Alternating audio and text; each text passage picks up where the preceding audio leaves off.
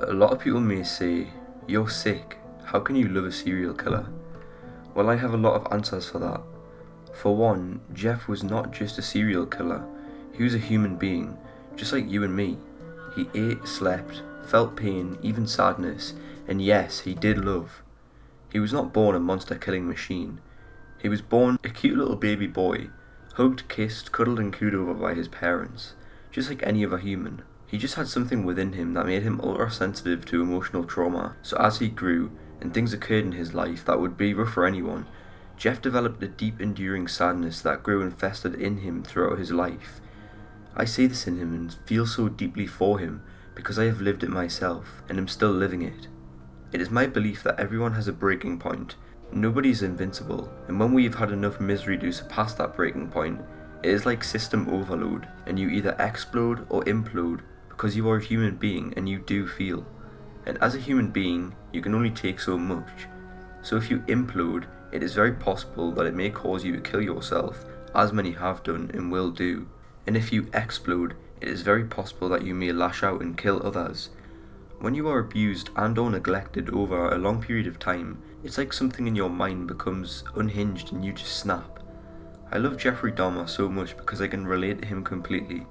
He suffered from a mental illness that you just cannot understand unless you experience it. I have the same diagnosis Jeff had, and I have the same morbid thoughts and feelings that I just cannot control or make them go away, no matter how bad I may want to. Jeff explained it as arrows shooting into your brain from nowhere, and he said that they are not the kind of thoughts where you can just shake your head and they will go away. That is exactly what it is like. Jeff is the male counterpart of me. The more I read and learn about Jeff, the more I feel like I am reading a biography about myself. The only difference between Jeff and me is that he killed 17 people, and as of yet, I have not. But I feel that all my life I have been on a constant seesaw back and forth between exploding and imploding. I just haven't gone all the way yet, but have been very close to both and am still teetering at the very edge, and I know that going over it is only a matter of when, not if. I only hope that in the end I hurt nobody but myself. Everything about Jeff was just so tragic from beginning to end. I just can't see or hear him without wanting to cry, as it's so much like looking at my own dirty, broken, damaged soul. Everyone says Jeff's eyes look empty. I say, look deeper. I see so much sadness and fear in those eyes that it overwhelms me. My love and pain for Jeff go deeper than the deepest sea. There is not a single moment that he is not heavily on my mind. I love him so much it hurts. Some may say, but you don't know Jeff. I do know Jeff. I have read all there is to read about him, seen every television appearance with or about him, read every interview ever written, seen every live interview, seen every media appearance, followed every second of his trial, written to his dad Lionel, and even spoke to Lionel on the phone. I know Jeff because I am Jeff. I am the embodiment of him. I have never learned of anyone so much like me in my entire life. It brings me a sense of comfort to know that I am not the only one to ever experience life on these terms. The few differences I do see between us are differences that only make him a better person than I am. Sometimes when I am really sad and really alone, I can almost feel him there, almost hear him telling me it's okay. He understands, I know he does. I don't know anyone else that could understand. He felt true loneliness the way I do, the way very few people can fathom. It's a different kind of loneliness. It's an emptiness in your soul. It can't ever be explained or understood, only experienced. I have come to a point where I feel so removed and separate from society that I find it necessary to totally isolate myself and cut myself away from every human as completely as possible. Having done this, Jeff really is my only companion. I surround myself with photos of him, and much of the time, his is the only face I see for days on end.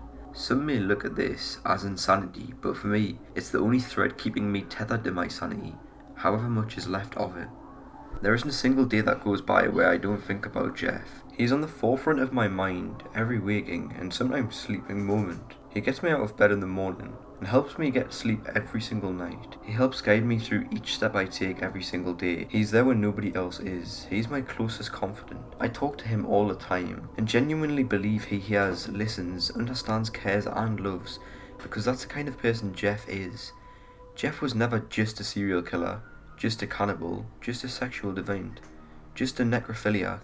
He wasn't even a bad person, and he was not evil. He wanted to do right. He wanted to make others happy. He wanted to please his parents and make them proud. He wanted to be good. I just truly believe he would have given the shirt off his back or food to a homeless person. He even helped one of his neighbours one time when they asked him for $25. He gave it to them, and knowing full well that he was not going to be paid back, not to mention the help he gave his grandmother. He maybe should have done things more different things, but Jeff loved with his fullest capability to love, and he really did want to do right. He was very angry and critical towards himself for what he did. He didn't even want to wear glasses in the courtroom because he couldn't bear to see the pain in the faces of his victims' families, and most of all, his father and stepmom Sherry. Joyce didn't even attend the trial, did she? And I'm sure he didn't want to displease her either. I love and adore Jeff unconditionally, so if that makes me a crazy lunatic, then lock me up and throw away the key. I hate to be told that I am wrong for loving somebody. How could loving someone ever be wrong? Because if it is, then I don't want to be right. When I think about Jeff, or even look at a photo of him, or even hear his voice, it brings me comfort and peace. Jeff was so very soft-spoken. His voice is just so very soothing to me.